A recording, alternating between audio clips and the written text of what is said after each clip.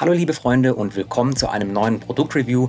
Heute zeige ich euch was Hübsches, nämlich die Tuning-Trommel für die HDR 68 von Solidcore. Solidcore als Marke gehört ja, glaube ich, zum Ramshop 24, wenn ich das richtig verstanden habe. Und die haben ja schon für die HDR 50 damals eine Tuning-Trommel hergestellt und von der war ich auch hellauf begeistert, hatte ich ja auch im Test. Und in der Hoffnung, dass die Tuning-Trommel für die HDR 68 genauso gut sein wird, habe ich mir die jetzt auch geholt. Und eins vorweg hier, ich habe mir die von meinem eigenen Geld gekauft. Das ist also kein gesponsertes Video. Ich stehe da auch in keiner Kooperation mit denen oder sowas. Ja, und jetzt würde ich sagen, schauen wir uns das Teil mal an.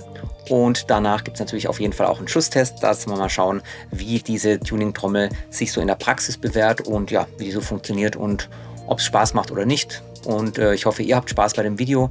Los geht's!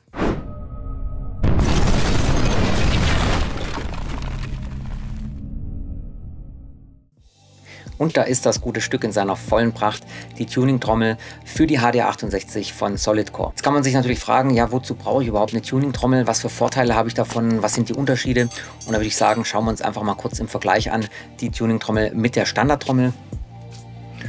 Und was natürlich direkt auffällt, die Tuning-Trommel ist komplett aus Aluminium hergestellt, CNC gefrästes Aluminium aus einem Werkstück und damit natürlich auch entsprechend schwer. Mit 57 Gramm ziemlich genau doppelt so schwer wie die Standardtrommel mit 28 Gramm. Und ja, ansonsten sind die natürlich sehr ähnlich vom Aufbau, vom Layout her, muss ja auch, damit das Ganze passt. Der Trommelkranz von seiner Form her unterscheidet sich, funktioniert aber beides sehr gut. Einen wesentlichen Unterschied findet man allerdings innerhalb der Trommelkammern. Und zwar ist hier bei der HDR 68 in jeder Trommelkammer so ein kleiner Nüppel. Der ist auch federgestützt. Das heißt, wenn man hier das Geschoss einführt, dann wird dieser Nüppel zurückgedrückt. Und sobald das Geschoss dran vorbei ist, kommt dieser Nüppel wieder heraus und damit hält der quasi das Geschoss an Ort und Stelle. Dadurch können die Trommelkammern so ein Mühe breiter sein, damit eben auch mehr Geschosse reinpassen. Also der Vorteil der Standardtrommel ist einfach, dass hier man eine höhere Kompatibilität hat, gerade bei Geschossen aus dem 3D-Drucker oder eben bei Shape Projectiles beziehungsweise bei Slugs. Da hat man das ja oft, dass die dann doch zu eng sind. Hier wird man das Problem eher weniger haben, dafür aber haben die Geschosse ziemlich viel Spiel und meiner Meinung nach, wenn da das CO2-Gas so an den Rändern dran vorbei kann, ist da halt auch nicht so der volle Wumms drauf. Ich zeige euch das hier mal mit den Solid Strikes von Solidcore und man sieht schon, dass die sich super einfach da in die Trommelkammer reinlegen lassen von der Standardtrommel. Also so leicht, ich glaube, die könnte ich sogar reinpusten. Ja, man hört schon, dass die da ganz locker drin sitzen. Ja, die kommen da auch nach vorne. Also das ist eine ziemlich lockere, fluffige Angelegenheit und wenn man stark genug hier schüttelt, dann kommen die auch einfach so raus. Also es passen mehr Geschosse rein, aber ist halt nicht so stramm und damit eben auch nicht luftdicht, sage ich mal. Das ist bei der Tuning-Trommel anders. Im Vergleich dazu die Tuning-Trommel hier mit den Solid Strikes, das sind ja Kugelgeschosse auch von Solidcore, deutlich schwerer. Also hier muss man schon richtig mit dem Daumen drauf und ihr hört auch dieses Klack. Ja, manchmal geht es ein bisschen einfacher. Also die Geschosse sitzen ja auf jeden Fall bombenfest drin. Da ist nichts mehr mit Wackeln und mit Schütteln und das kann natürlich ein Vorteil sein für die Präzision. Vielleicht auch so ein kleines Mühe, bessere Übertragung der Energie. Ich sage jetzt mal ganz bewusst nicht, dass ihr mehr Geschossenergie habt. Das wäre ja nicht möglich und das wäre auch nicht erlaubt, weil die Waffe ist ja dieselbe mit dem gleichen Ventil und so weiter.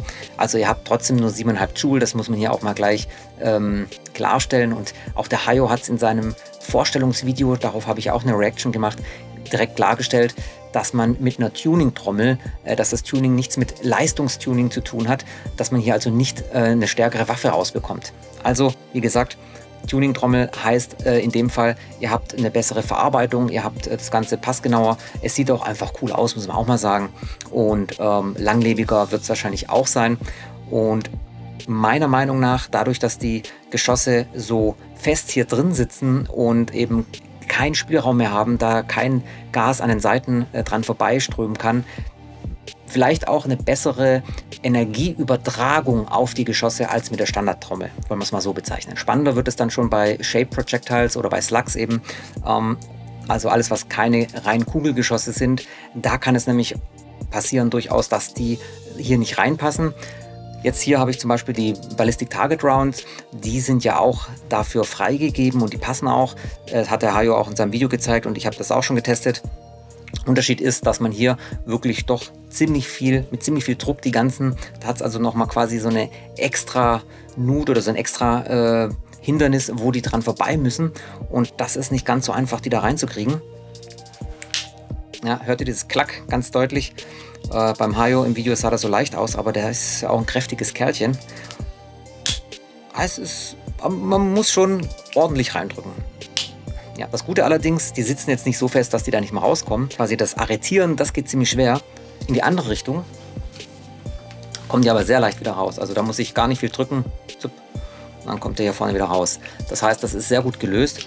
Und aber eben wie gesagt, es passen nicht alle. Also gerade herstellerfremde Projektile müsst ihr halt einfach testen, ob es reinpasst oder nicht. Ich habe ja zum Beispiel auch mir von eBay aus dem 3D-Drucker ein ziemlich übles Geschoss bestellt gehabt, also ein Päckchen. Nämlich diese Teile hier sehen richtig geil aus. Der Kunststoff sieht aus wie Metallic und dann eben da vorne noch so eine Metallspitze eingelassen, echte Killergeschosse. Hätte ich gerne mit der Tuning-Trommel auch beim Schusstest heute benutzt, aber sie passen nicht. Also da kann ich mich anstellen, wie ich will. Man kann die Spitze auch rausnehmen. Das ist nämlich so eine spezielle Konstruktion, aber keine Chance. Also wie gesagt, hier wird man wahrscheinlich Probleme bekommen mit solchen Geschossen aus dem 3D-Drucker oder eben alles, was so ein bisschen breiter ist. Die werden hier nicht reinpassen, weil es einfach zu eng ist, das Passmaß, beziehungsweise hier auch diese Schwellen, die man eben überwinden muss, das funktioniert mit den Teilen nicht. Aber wie gesagt, alles, was von Solidcore kommt, oder das meiste, was von Solidcore kommt, sollte hiermit auch kein Problem sein. Und ansonsten müsst ihr halt eben die Standardtrommel verwenden. So, jetzt haben wir uns aber das Ding genug angeguckt und ich habe genug erzählt. Jetzt wollen wir das Teil doch auch mal in Aktion sehen. Dazu werde ich wieder einen Schusstest durchführen und ein bisschen was blinken. Ich habe da auch schon wieder was vorbereitet. Und wie immer gilt, beim Umgang mit Waffen immer vorsichtig sein, bitte zu Hause nicht nachmachen, und wenn ihr mit solchen Waffen hantiert generell, beachtet bitte die goldenen Regeln beim Umgang mit Schusswaffen. Und jetzt geht's los.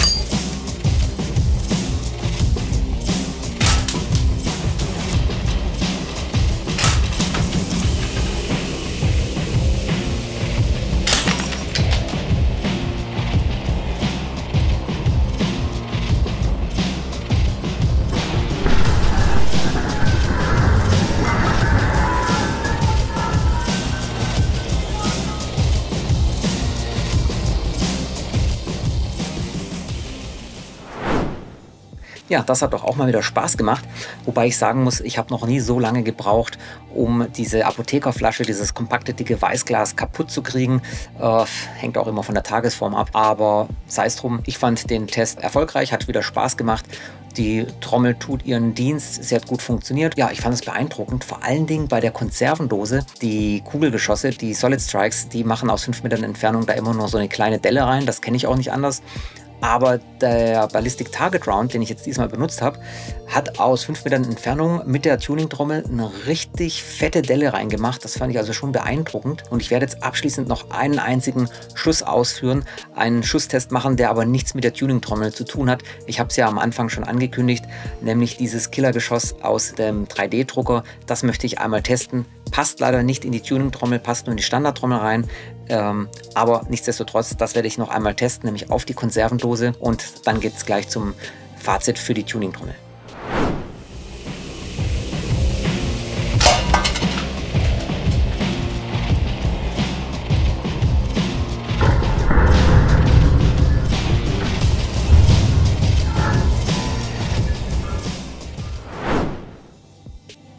Wow! Ich habe noch nie mit einer CO2-Waffe, vor allen Dingen nicht aus 5 Metern Entfernung, eine Konservendose durchschlagen. Das ist das erste Mal. Und das Geschoss hat es ja nicht nur durchschlagen. Wir haben auf der Rückseite sogar noch ein Austrittsloch. Das ist echt heftig und das ist auf jeden Fall Stoff für ein anderes Video. Wie gesagt, hat jetzt nichts mit der Tuning-Trommel zu tun, hat mich aber echt interessiert und hat mich jetzt gerade voll überrascht. Krass, okay. Mein persönliches Urteil zur Tuning-Trommel von Solidcore für die HD68. Ich bin zufrieden, Preis-Leistung passt. Es ist nicht ganz günstig, hatte ich noch gar nicht erwähnt, den Preis. Der liegt bei 30 €. Ist natürlich für eine einzelne Trommel schon viel, aber ihr müsst euch davon ja auch nicht irgendwie 10 Stück holen. Eine reicht ja im Grunde. Und klar, man bezahlt ja natürlich auch ein bisschen die Entwicklungsarbeit und es ist ja auch ziemlich viel Material. Also von dem her sind 30 €, denke ich, schon gerechtfertigt. Die Verarbeitung passt, es sieht schick aus und gut, die engen Passmaße haben Vor- und Nachteile. Natürlich habt ihr hier eben, wie gesagt, nicht so eine hohe Kompatibilität mit allen möglichen Geschossarten und Herstellern, wie ihr es mit der Standardtrommel habt. Das müsst ihr euch halt eben im Hinterkopf behalten, dass da nicht alle Geschosse reinpassen von jedem Hersteller. Wenn ihr aber hauptsächlich mit den Standardgeschossen von Solidcore unterwegs seid, ist das überhaupt kein Problem. Also Solid Strike, Grauer Riese, Ballistic Target Rounds, die passen alle rein und auch von den First Strikes und was weiß ich noch alles, steht aber auch im Webshop dran. Und nochmal, wie gesagt, das hier ist kein gesponsertes Video, gibt es keine Kooperation, ich habe mir das von meinem eigenen Geld gekauft und ich kann sie euch persönlich einfach trotzdem empfehlen, wenn ihr Spaß an sowas habt, wenn ihr gerne blinkt und ein bisschen mehr Druck auf der Kammer haben möchtet, so im wahrsten Sinne des Wortes. Wie gesagt, keine Leistungssteigerung, aber trotzdem mehr Druck auf der Kammer, dafür eben eine etwas geringere Kompatibilität. Das wäre so jetzt mein Fazit von dem Ganzen. Ja, und wenn euch Produktreviews zu freien Waffen und Ausrüstung gefallen, dann abonniert doch kostenlos diesen Kanal. Dann sehen wir uns beim nächsten Mal wieder, wenn ihr mögt. Und wenn euch das Video gefallen hat, dann lasst doch gerne ein Like da.